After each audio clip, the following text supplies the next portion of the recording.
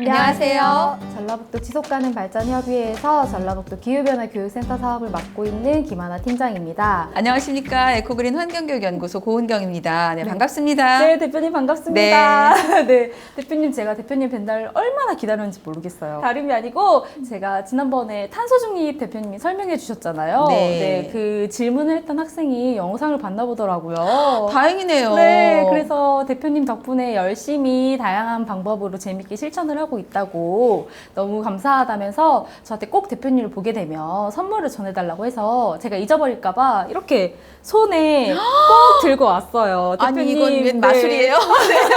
네. 대표님, 저는 잊지 않고 드렸습니다. 감사합니다. 네. 네. 이 계절에 딱 어울리는 네. 가을 사과. 네, 오늘 정말 맛있게 과일 잘 사과. 먹겠다고 네. 그 친구에게 꼭 전해주세요. 전했다. 아, 네. 지금 자연스럽게 이제 이 친구가 준 사과를 보니까 오늘 뭐 지속 가능한 먹거리 네. 관련돼서 얘기가 좀 될 수 있을 것 같네요. 네, 맞아요. 네. 제가 사과를 보니까 그 친구뿐 아니라 다른 친구가 생각나는데요. 아, 네. 이번에 친구는 저에게 약간의 좀 충격을 준 친구였어요. 아, 그래요? 네. 그 친구는 저희가 수업을 진행하면서 물어봤는데 제철 과일을 잘 모르더라고요. 네, 그래서 요즘 아이들이 제철 과일을 생각해보니까 책으로만 배우겠다 싶어요. 그래서 환경을 생각하고 건강한 먹거리에 대해서 대표님이 오늘 얘기를 해주시면 너무 좋겠다 싶더라고요. 아, 네, 네. 맞습니다. 제철 과일이라고 하는 것들이 어찌 보면 조금 철을 우리가 좀 제철에 맞게 그 우리의 기후에 맞게 생산되는 그런 음식들이 있죠. 네. 그런데 이제 생산 방식이 조금 달라지다 보니까 그리고 조금 더 안정적인 생산 또는 더 생산의 효율성을 높이다 보니까 아무래도 뭐 노지에서보다는 사실 시설 작물들이 굉장히 많이 늘어났어요.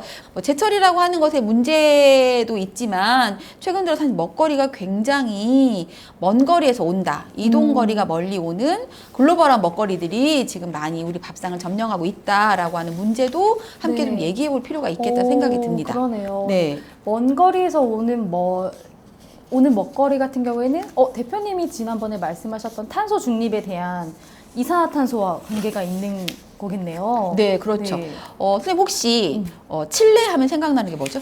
포도요? 어머, 맛있죠? 그렇죠. 네. 그러면 캘리포니아? 캘리포니아 오렌지. 아, 네. 칠레 포도, 뭐 캘리포니아 오렌지, 노르웨이 연어, 아니면 뭐 요즘 제가 사실 정말 좀 걱정인 게 굉장히 많이 수입되고 있죠. 네. 커피. 없으면 못 살아요, 저. 네, 맞습니다. 아프리카나 또는 뭐 남아메리카 같은 곳에서 원산지가 있는 커피들이 굉장히 많이 수입됩니다. 자, 이런 것들이 수입되는 과정에서 사실은 발생하는 온실가스. 왜냐하면 이동거리가 굉장히 기니까요.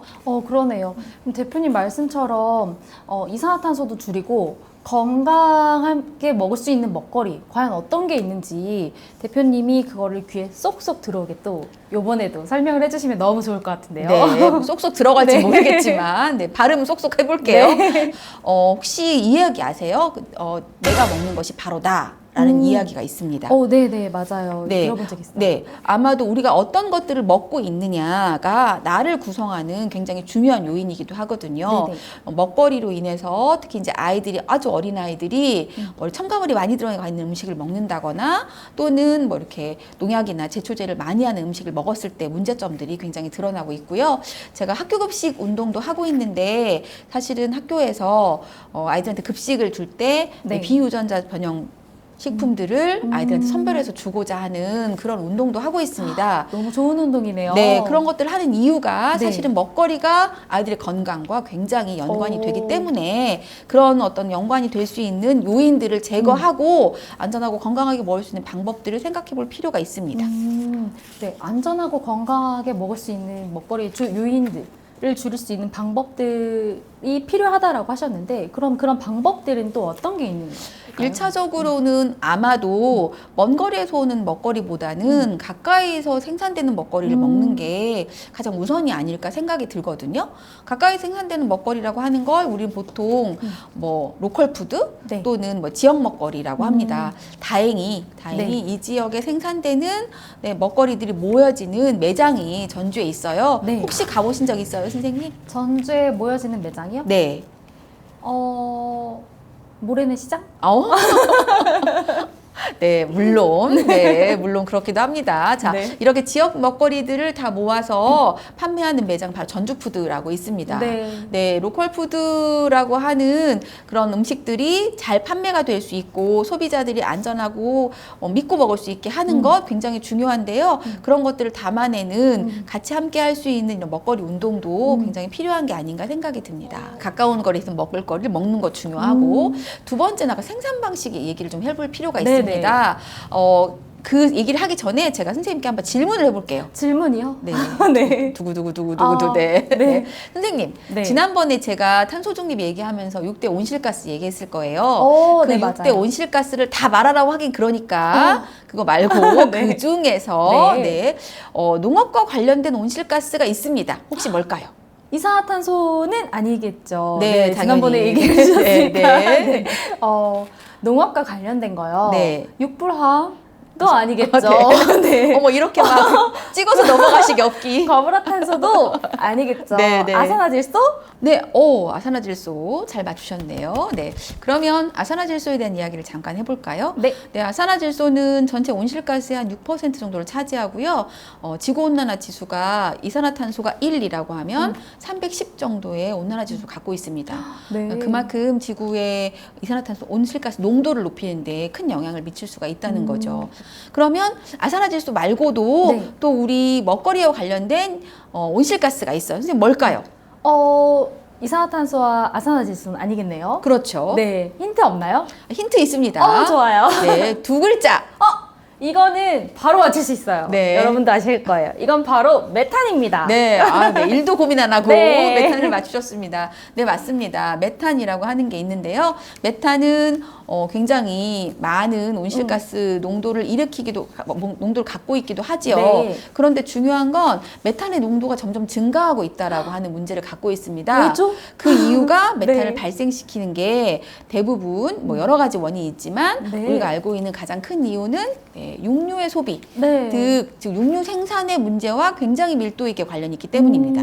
우리가 알고 있는 이제 전체 온실가스의 농도 중에 35% 정도가 농업 관련한 농축산 관련한 그 배출이 되고 있거든요. 네. 그런데 동식물 그 소비와 그러니까 동식물 섭취와 또 식물성, 그러니까 동물성 섭취와 식물성 섭취를 비교해 봤을 때 거의 반반, 그러니까 50대 50 정도의 비율이 있어요. 네. 그러니까 이제 어찌 보면 우리가 우리 음식에서 사실은 육류 소비가 많지 않은데 네. 왜 그렇게 많은 그 비율을 차지하는가라고 네. 본다면 결과적으로는 그 육류를 생산하기 위해서 하는 생산 방식, 즉 그들을 먹이기 위한 사료, 네. 네, 그런 것들이 굉장히 많이 필요하고요.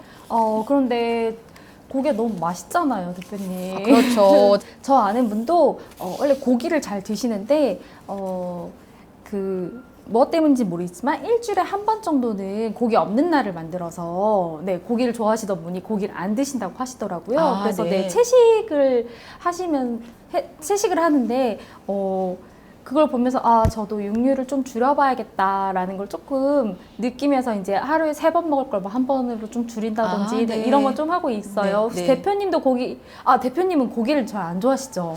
네, 저는 원래 고기를 좀 안 좋아하기도 하고 다행스러운지. 그런데 요즘은 고기를 안 좋아해서 안 먹기보다는 전체적으로 먹거리에 대한 어떤 관점 네. 그리고 이제 선택의 기준을 좀 바꿔보려고 하기도 해요. 고기를 꼭 필요하게 해서 먹어야 된다라고 하면 되도록이면 고기가 이제 건강한 방식으로 생산된 고기라고 하는 것들로 좀 바꿔보고 그리고 뭐 잘 먹진 않지만 그래도 너무 자주 먹기보다는 뭐 요일을 정해서 한다거나 그래서 조금 그 방식들을 좀 식습관의 방식들을 좀 바꿔보려고 생각하고 있습니다. 네, 너무 좋네요. 네, 아마 우리가 보통 지금까지 사실은 지역의 먹거리 굉장히 로컬푸드 많이 이용하고 계시거든요. 네. 그것이 우리가 어떻게 탄소 중립을 해야 될까요? 라고 하는 고민에 어떤 지점에 닿아 있어요. 어쩌다가 탄소 중립을 하게 된 거죠. 고민하지 않았지만 그냥 지역의 로컬푸드를 활용하는 것만으로도 가능했습니다. 그런데 그 어쩌다 탄소 중립 말고도 사실 이제는 적극적인 탄소 중립 같이 해볼 필요가 있다면 맛있는 고기도 중요하지만 되도록이면 뭐 채식 먹는 날 전라북도 교육청에서 대해서 채식 먹는 날 네. 하고 있습니다. 네. 너무 좋은데요. 네, 그런 것처럼 채식 먹는 날 그리고 그런 다양한 어떤 활동들을 통해서 먹거리 전체적인 관계나 시각을 네. 바꿔보면 어떨까라는 생각이 드네요. 네, 대표님 말씀처럼 탄소 중립, 로컬 푸드, 고기 없는 하루 등 선택이 늘었지만 기후위기 해결을 위한 답은 우리에게 있다는 것 같습니다. 길진 않았지만 네. 제가 함께 하면서 사실 저도 다시 한번 점검을 하는 시간이었습니다. 여러분도 이런 영상을 보시면서 나의 삶은 어떤가? 나의 소비는 진짜 괜찮은가?